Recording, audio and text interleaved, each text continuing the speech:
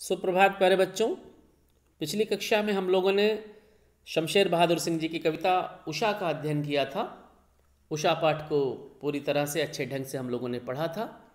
आज की कक्षा में हम लोग उषा पाठ के अंत में दिए गए प्रश्नों के उत्तरों की चर्चा करेंगे कि उन प्रश्नों के उत्तर कैसे हम लिख सकते हैं।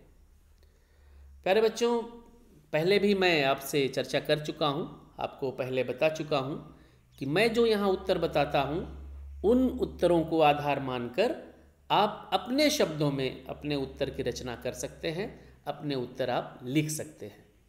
तो आइए प्रश्नों पे चर्चा करते हैं। पहला प्रश्न है कि कविता के किन उपमानों को देखकर यह कहा जा सकता है कि उषा कविता गांव की सुबह का गतिशील शब्द चित्र है। कवि शमशेर बहादुर सिंह जी ने अपने कविता में ढेर सारे नए उपमानों का प्रयोग किया है। तो ये प्रश्न कह रहा है कि उन उपमानों के आधार पर कैसे हम कह सकते हैं कि यह कविता गांव की सुबह है, शहर की सुबह नहीं है।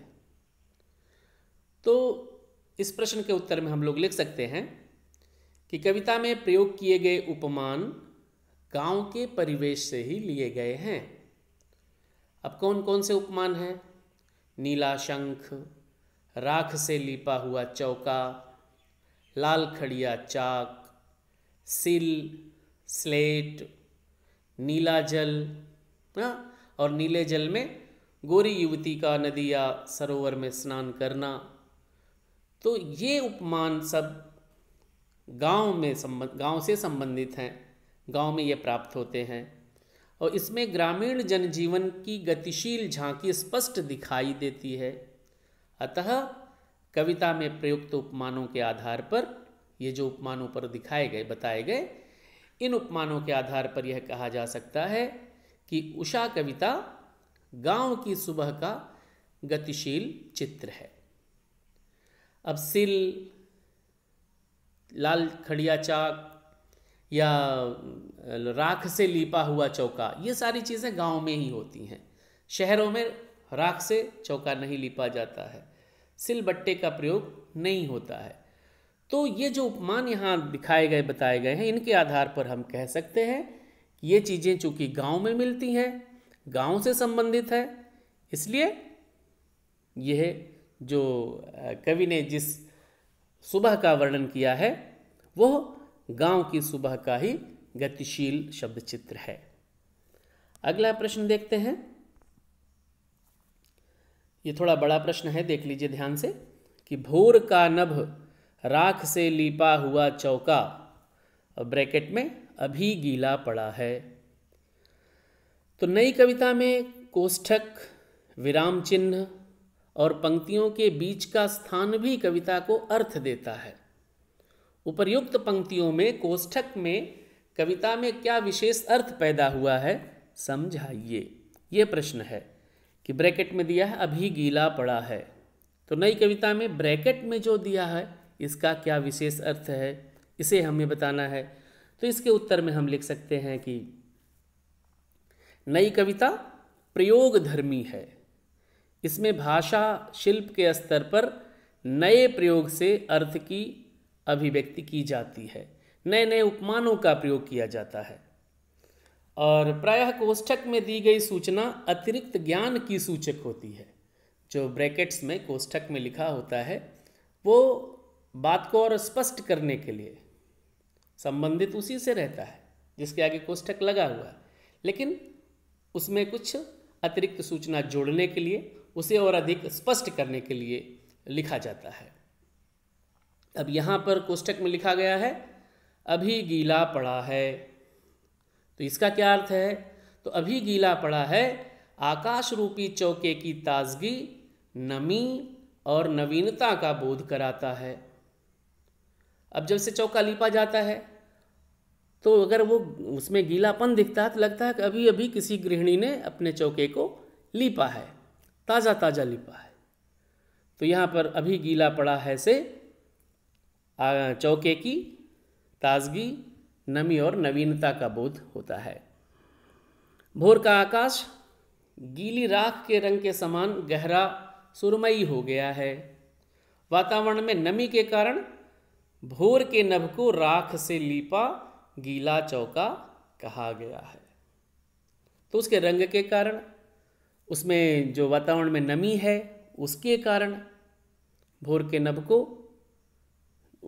नभ की तुलना राख से लिपे हुए चौके के समान की गई।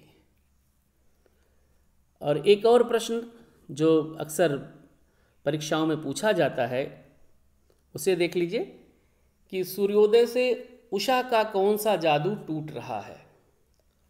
कविता की अंतिम पंक्तियों में आता है, और जादू टूटता है इस उषा का, सूर्योदय हो रहा है।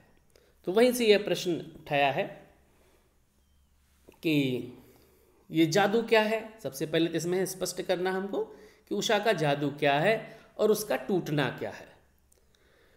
तो इसके उत्तर में हम लिख सकते हैं कि सूर्योदय से पहले आकाश के रंग रूप क्षण क्षण बदलते रहते हैं। उषा काल में आकाश का रंग पल पल परिवर्तित होता रहता है।